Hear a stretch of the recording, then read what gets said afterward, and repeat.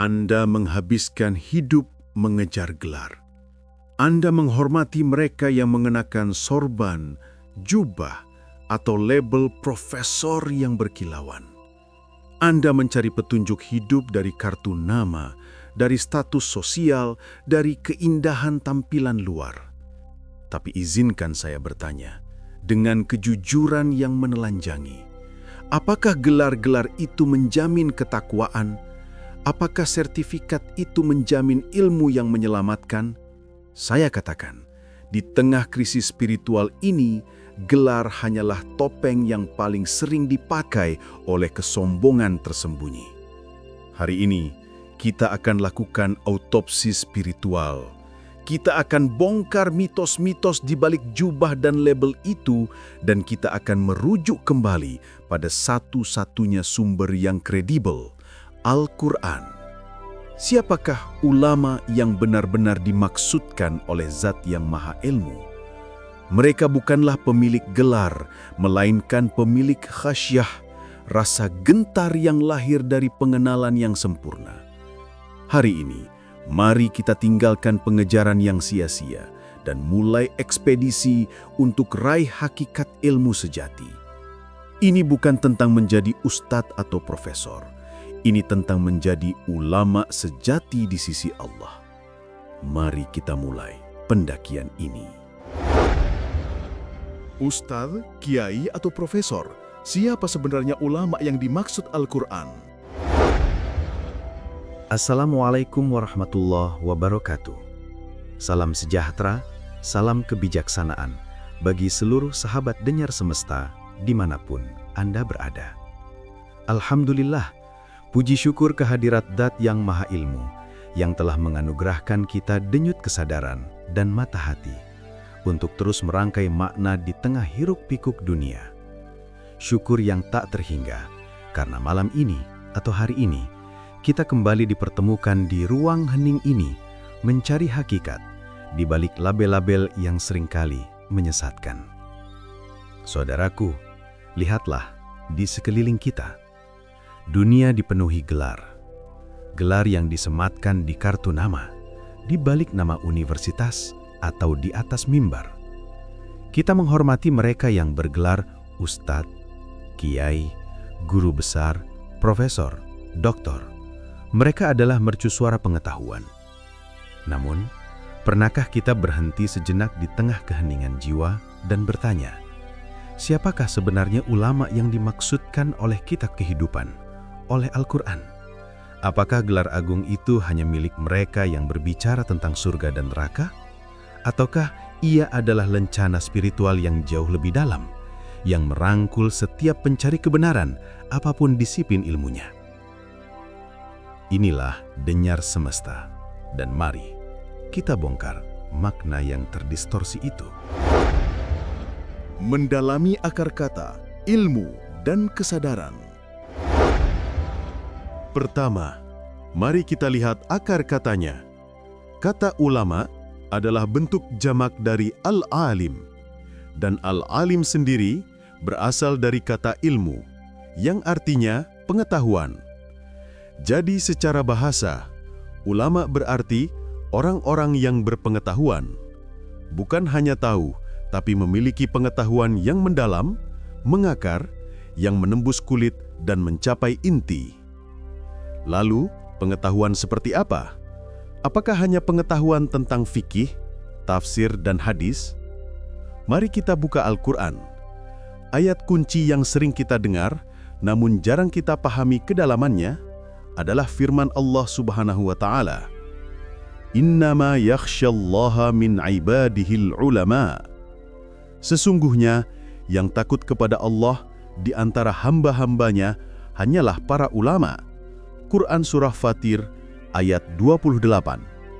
Saudaraku, ayat ini seringkali dipakai, namun seringkali juga disempitkan maknanya. Mari kita lepaskan pemahaman literal tentang takut, khasyah. Takut di sini bukan rasa takut seperti pada hantu, bukan rasa takut yang gemetar karena ancaman, melainkan rasa gentar yang lahir dari pengenalan yang sempurna.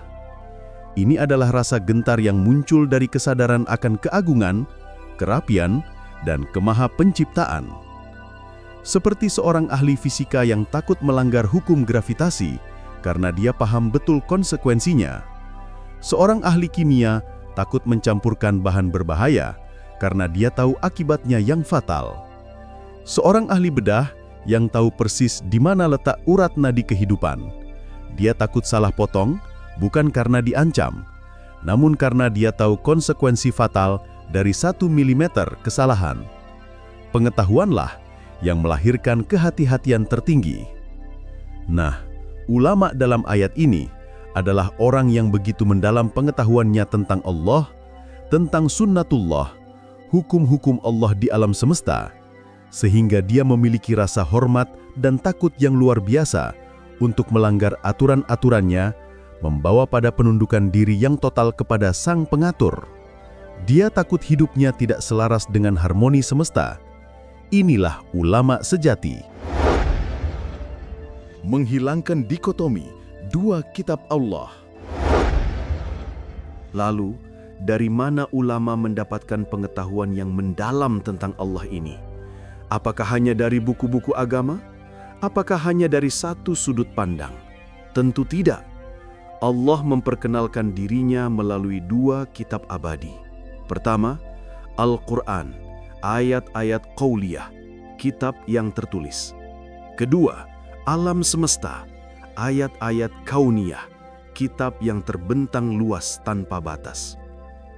Seorang profesor fisika yang menyaksikan tatanan kosmos, yang memahami bahwa setiap galaksi bergerak dalam perhitungan mutlak, dia sedang membaca ayat-ayat kauniyah.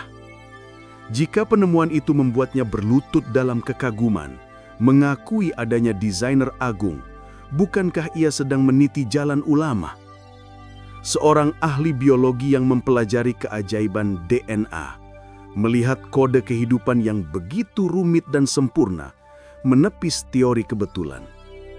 Jika ia semakin merasa kecil di hadapan kecerdasan penciptanya, bukankah ia telah menemukan hakikat alim? Seorang psikolog yang memahami kompleksitas jiwa manusia, dia sedang menyelami salah satu ciptaan Allah yang paling rumit.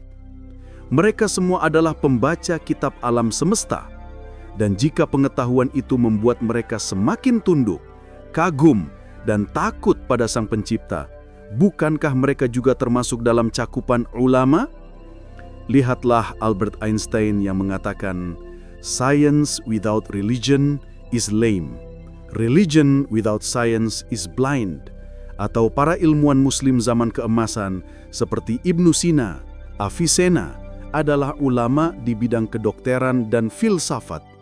Al-Khawarizmi adalah ulama di bidang matematika. Mereka adalah ulama sejati dalam arti yang lengkap. Mereka mengenakan jubah keilmuan universal. Mereka tahu, ilmu yang dipisahkan dari Tuhan adalah ilmu yang buta, dan spiritualitas tanpa akal sehat adalah spiritualitas yang lumpuh. Bagi mereka, tidak ada dikotomi. Krisis gelar, ciri ulama sejati. Maka izinkan saya bertanya, di tengah krisis identitas spiritual kita hari ini, apa ciri utama ulama sejati yang lolos dari saringan Al-Quran, lepas dari rayuan gelar dan jabatan? Pertama, ilmunya luas, bukan sempit. Pengetahuannya meliputi berbagai disiplin ilmu karena dia memandang semesta sebagai satu kesatuan. Dia tidak akan berkata, "Ah, itu ilmu duniawi," karena baginya semua ilmu adalah ilahi jika dipelajari dengan niat dan cara yang benar. Kedua, menyelamatkan, bukan merusak.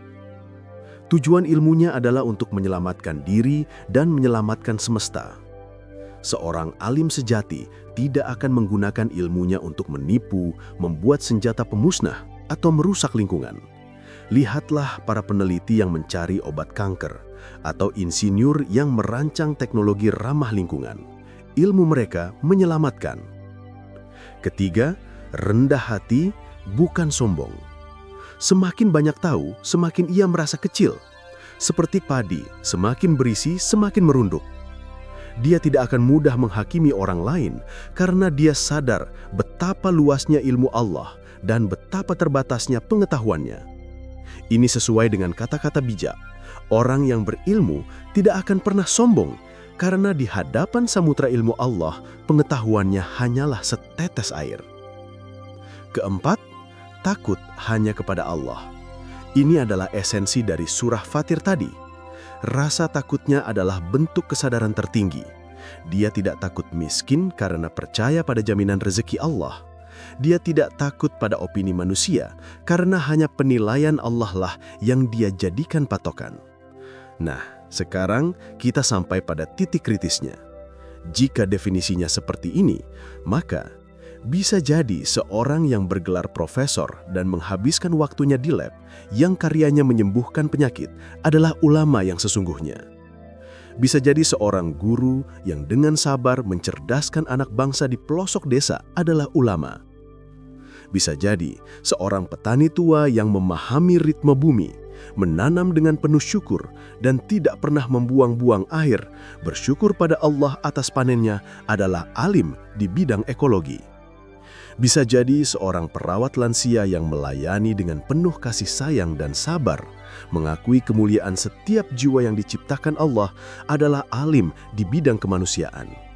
Sebaliknya, seseorang yang sibuk mengumpulkan gelar, seseorang yang berjubah dan bersorban, yang ilmunya hanya menjadi topeng untuk meraih kekuasaan atau pujian, yang ilmunya hanya untuk pamer, gampang menghakimi orang dan menyebar kebencian, bisa jadi dia hanya mengenakan jubah kealiman palsu. Dia seperti gunung batu yang kelihatan gagah tapi gersang, tidak bisa menampung ilmu dan kebaikan. Dia hanyalah bayangan pengetahuan, bukan hakikatnya. Jadi pertanyaannya bukan lagi apakah Anda seorang ustaz, kiai atau profesor, tapi apakah ilmu yang kita miliki membuat kita semakin mengenal dan mencintai Allah? Apakah ilmu kita membuat kita semakin rendah hati dan penuh cinta kasih pada sesama makhluk? Apakah ilmu kita berkontribusi untuk menyelamatkan dan memuliakan kehidupan? Saudara-saudaraku yang kucintai, inilah saatnya kita merombak paradigma kita tentang kealiman. Jangan lagi mencari ulama hanya dari penampilan luarnya. Carilah mereka dari dampak ilmunya. Carilah mereka dari kualitas ketakwaannya. Marilah kita belajar tanpa henti. Belajar dari mana saja. Belajar dari kitab suci. Belajar dari alam. Belajar dari senyuman anak kecil. Belajar dari kegagalan. Dan belajar dari kesuksesan. Mari kita jadikan setiap disiplin ilmu yang kita tekuni, entah itu seni, teknik, ekonomi, atau ilmu agama, sebagai jalan menuju pengenalan yang lebih dalam terhadap pencipta kita. Karena setiap potongan ilmu yang membuat kita lebih dekat pada kebenaran, itulah yang akan mengantarkan kita pada gelar yang paling mulia di sisinya, menjadi hambanya yang alim tanpa perlu gelar dari manusia yang akan digolongkan sebagai pewaris ilmu para nabi. Jika video ini menyentuh denyar terdalam kesadaran Anda, jika ia memicu semangat untuk mencari ilmu dengan niat yang lebih murni, saya mohon dukungan Anda. Mohon luangkan waktu Anda untuk menekan tombol like, sampaikan pandangan Anda di kolom komentar, dan sebarkan video ini kepada sebanyak mungkin insan yang sedang mencari hakikat. Subscribe channel Denyar Semesta, agar kita terus bisa berjalan bersama dalam perjalanan kebijaksanaan ini. Ya Allah yang Maha Ilmu, jadikanlah ilmu kami ilmu yang bermanfaat, yang membuat kami semakin tunduk, semakin rendah hati dan semakin mencintai semua ciptaan-Mu. Jauhkan kami dari kesombongan yang tersembunyi di balik gelar. Ya Rabb, anugerahkan kami khosyah, rasa takut yang penuh hormat hanya kepadamu. Amin ya Rabbal Alamin. Ulama adalah ahli ilmu yang takut pada Allah. Wabillahi taufik wal hidayah. Wassalamualaikum warahmatullahi wabarakatuh.